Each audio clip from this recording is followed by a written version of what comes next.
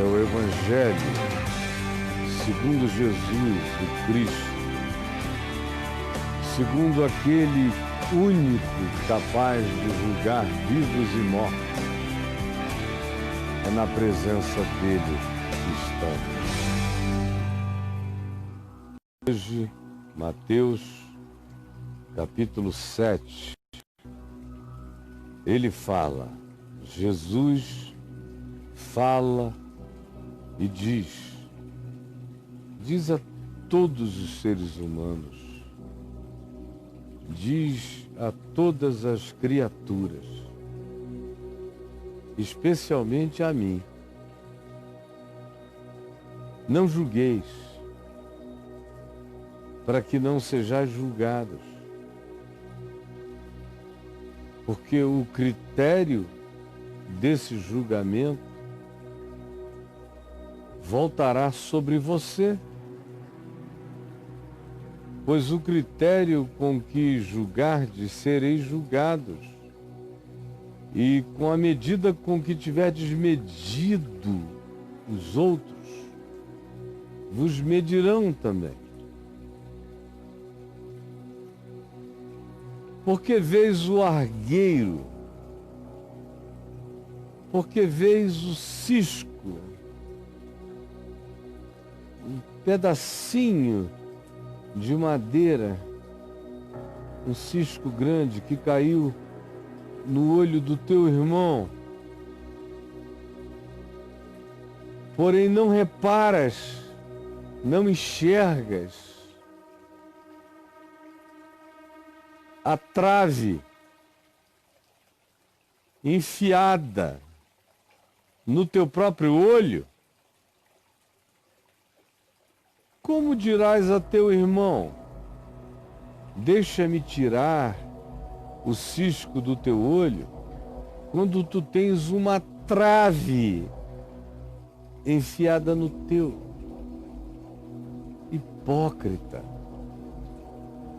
tira primeiro a trave do teu olho, e então tu verás claramente, para então poderes tirar o argueiro, o cisco do olho do teu irmão. Tira a monstruosidade da tua vida, do teu olhar. E aí tu terás melhor chance de ao teu irmão ajudar. Não julgueis. É possível isto? De que julgamento Jesus está falando? Nós não podemos viver sem julgamento, sem julgar, sem juízo, porque nós habitamos um mundo desajuizado e injusto. É para isso que nós temos magistrados e juízes. É também por isso que nós temos leis, constituições estabelecidas, pactos sociais que definem o escopo, o espectro do que a gente chama de Estado, com todas as suas instituições de regulação, de estímulo e de juízo. Você tem as que executam, você tem as instituições que legislam, você tem as instituições que julgam. Sob isso você constrói uma sociedade, um Estado. E se você for membro de um grupo social saudável, isso não vai sofrer golpes nem alterações. Manter-se-á estável e crescentemente melhor. E o que decorre desse tipo de Estado é a certeza de que haverá cada vez menos erro no pronunciamento dos juízos, das definições e dos julgamentos. De um bom Estado se espera que a legislação melhore, que a execução seja harmônica com o processo legislado e que a justiça se aperfeiçoe sempre na direção de promover o bem social e a segurança da maioria, ou de todos os grupos representados na sociedade, e não apenas privilegiando minorias de interesse de conchavo. Mas sem essa natureza de juízo, nenhuma sociedade sobrevive.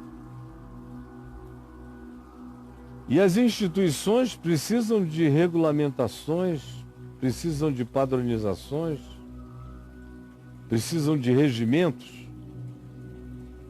E além disso, famílias que normalmente conseguem prosseguir como famílias, mesmo com problemas de família, mas conseguem vencê-los,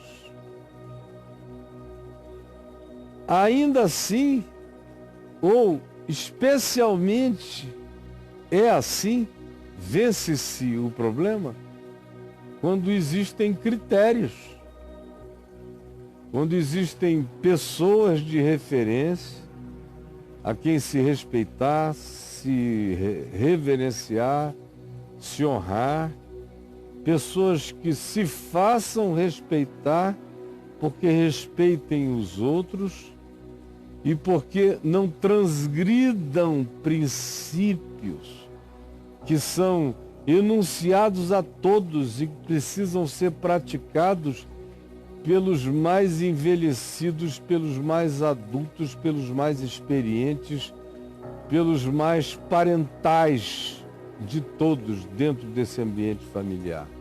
E aí, não sem dificuldade, não sem retrações aqui e ali de um e de outro, não sem surtos emocionais eventuais de alguém, mas, apesar disso, esses grupos que funcionam com consciência dessas referências e de que cada um se ajusta o melhor que pode à justiça das categorias daquele ambiente familiar e que, para ser justo, não pode ser exagerado, não pode ser machista, não pode ser chauvinista, não pode ser feminista, não pode ser controlado pelo capricho dos jovens e das crianças,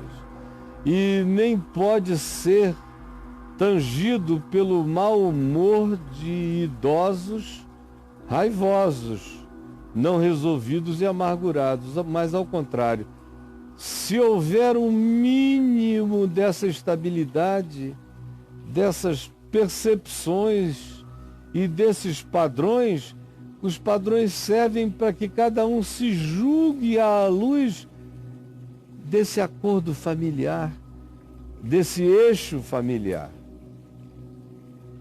dessa estrutura que não é engessada, mas é concreta o bastante para que cada um se reconheça em relação a ela. Então, até na família, a gente não vive sem critérios, sem medidas, sem padrões, senão a gente entra numa anarquia familiar insuportável, que acaba por destruir tudo aquilo que podia ser família e deixa de ser. Então aqui Jesus está fazendo referência. Se não dá para a gente existir nem como sociedade, nem como Estado, nem como família, sem padrões, regulamentações e juízos, sem referências que balizem o comportamento. Era disso que ele estava falando? É obviamente claro que não. Todo o ambiente do Evangelho nos mostra Jesus mandando você fazer fácil. Ao mesmo tempo, dizendo: acautelai-vos, há uma repetição de abram os olhos, sejam cautelosos, sejam prudentes, prestem atenção, vede que vos tenho dito, não sejais enganados, pelos seus frutos os conhecereis. Há um estímulo enorme a que você exerça um certo tipo de juízo. É o juízo do discernimento, o juízo da sabedoria, o juízo que não se antecipa a nada, mas não foge de reconhecer o fruto, pois pelos seus frutos os conhecereis. Espinheiros dão espinho. E quando você vir um figo em alguma árvore, saiba, é figueira. Porque espinheiros não dão figos, abrolhos não produzem uvas. Por isso, pelo resultado vocês saberão quem eles são. Pelos frutos vocês conhecerão, para que vocês se protejam. Se protejam do lobo, do mercenário, do ladrão, do estelionatário, do sedutor profissional, do adúltero dedicado à intenção de estragar relações. Tudo isso nos é dito para que a gente discirna os tempos, as épocas, para que não sejamos tolos na história, não sejamos os idiotas dos regimes e nem os servos das escatologias insanas. Por isso tudo e para isto tudo, Jesus disse tantas vezes: vigiem, abram os olhos, sejam prudentes, não durmam. A hora em que ninguém sabe, eis que essa será a hora em que o Filho do Homem virá. Não se impressionem com gente que diz Senhor, Senhor,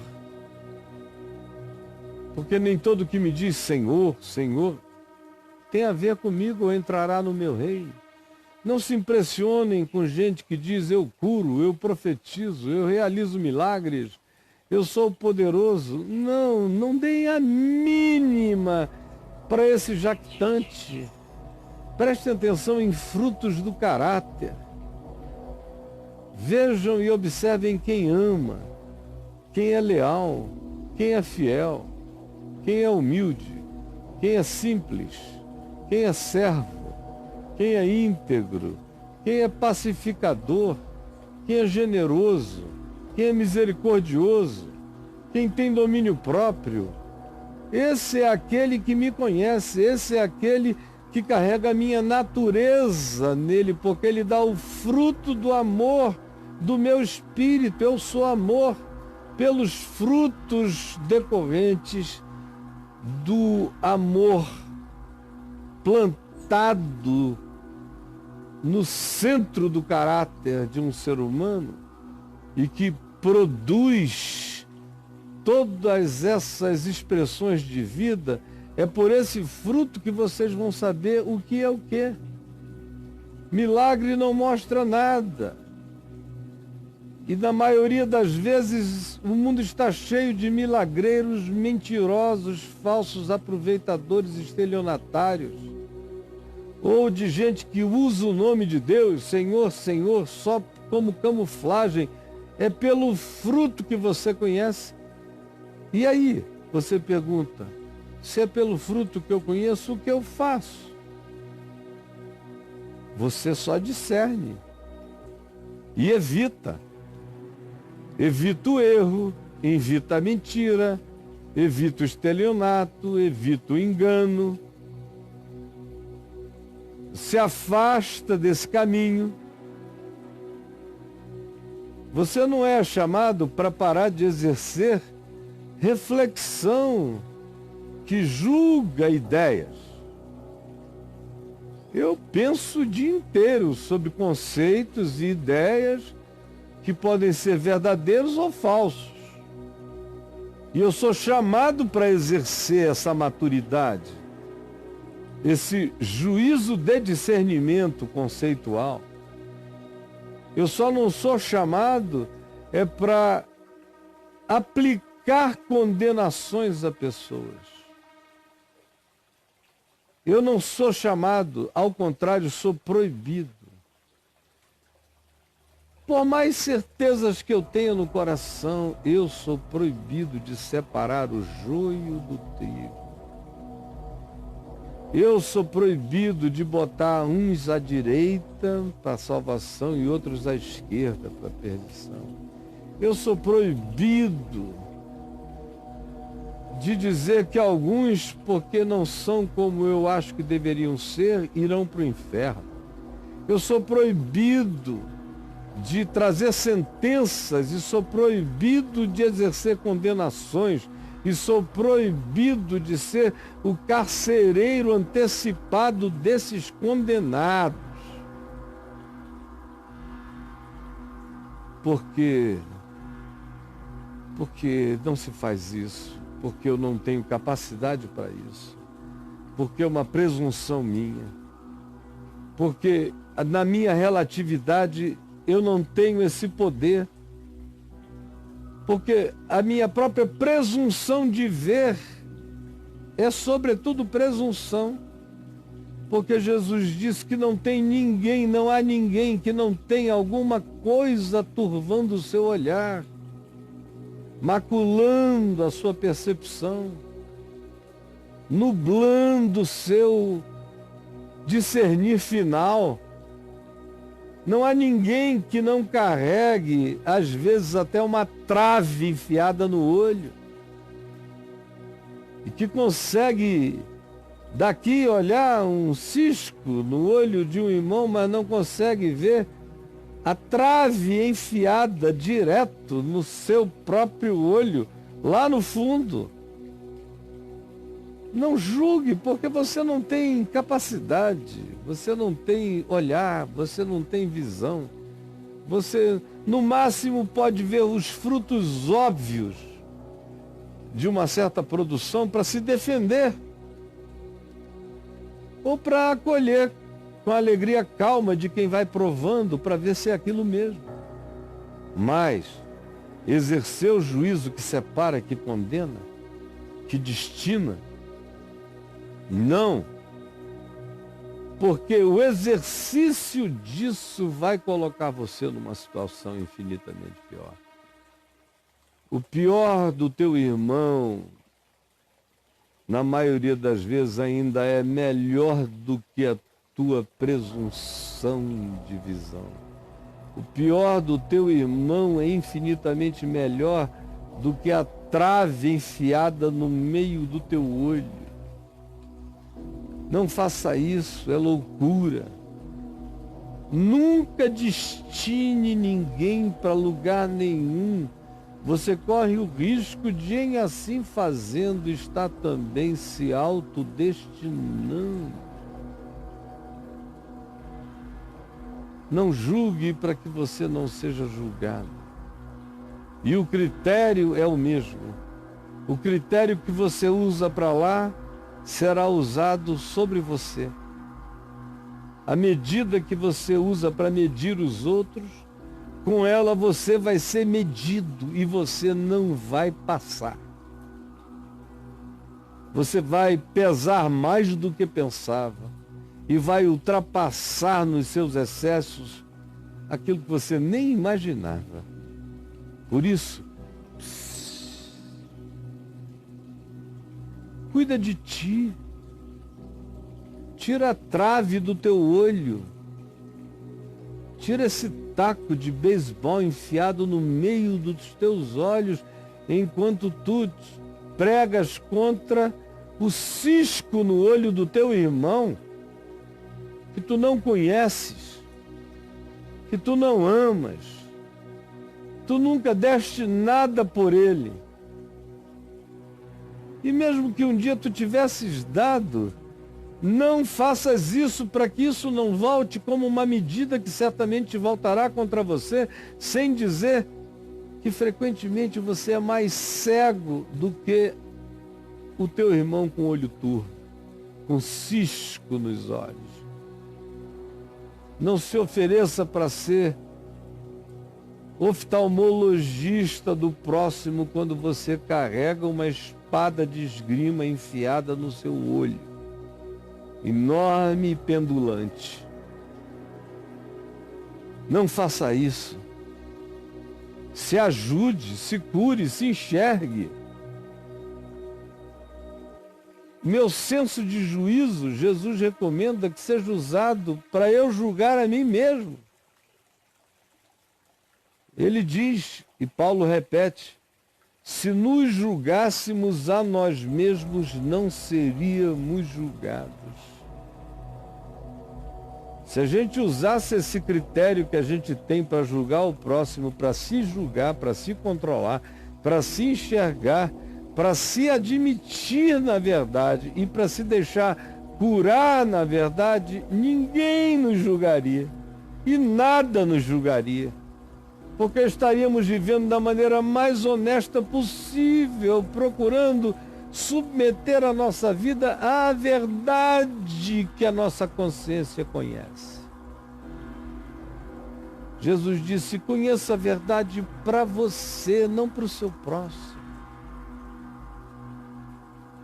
Discirna para se entender, não para debulhar seu próximo.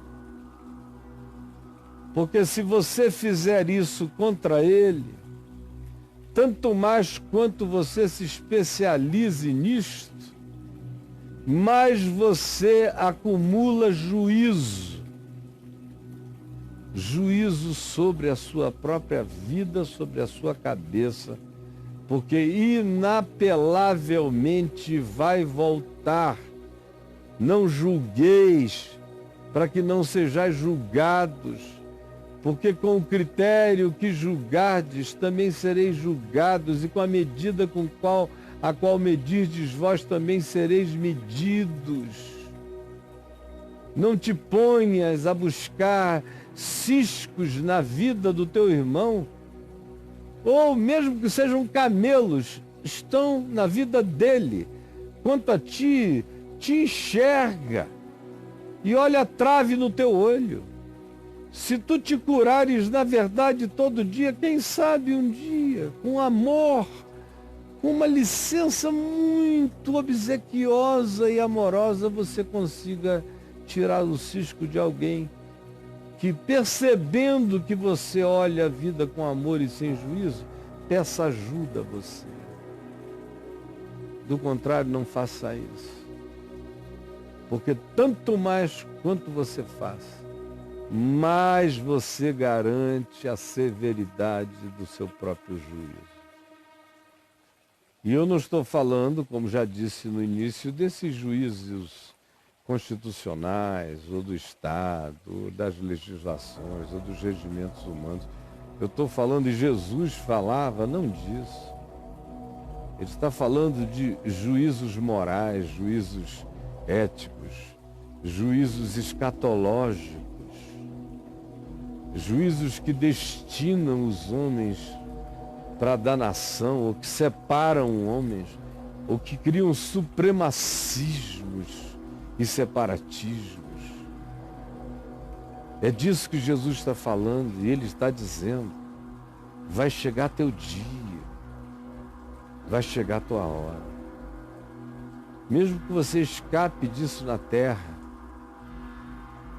passando pelo mundo, soltando o pum da sua presunção na cara dos humildes, arrogantemente levantando muralhas entre eles e considerando-os a ralé dos humanos, mesmo que você não receba o troco ainda aqui em vida, mas a primeira coisa que vai te acontecer, quando você botar a cara para lá da eternidade, é que isso vai voltar com aquele peso esmagador das coisas eternas.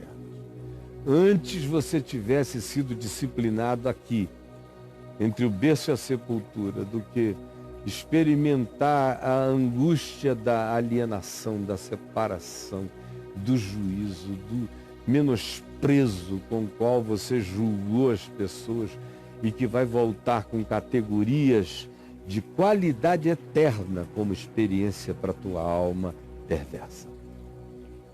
Não faça isto. Eu estou dizendo a você em nome de Jesus. Não faça isso. Se arrependa dos seus juízos agora, para que eles não se transformem nas sentenças superlativizadas, coligidas, imputadas e designadas sobre e contra a sua vida. Essa palavra não falha. Essa palavra não falha. Essa palavra não falhará em tempo algum. Não brinque disso. Isso não vai brincar com você. Jesus, Jesus, Jesus, Jesus. A grande maioria de nós, até os que entre nós busquem da melhor maneira possível evitar essas coisas, mas a grande maioria nelas escorrega, derrapa e cai. E há aqueles que acham que é seu direito viver para si, praticarem, para assim se tornarem, e que cavam suas sepulturas e já começam a cobrir-se com a terra do seu próprio juízo. Salva-nos disso, salva-nos hoje, salva-nos desse inferno, salva do pior de todos os juízos, que é a volta do nosso juízo sobre a nossa própria vida. Porque, como tu disseste, de cada palavra, ato, ação ou omissão, frívolos, que pronunciarmos ou realizarmos, disto tudo daremos conta no dia do juízo.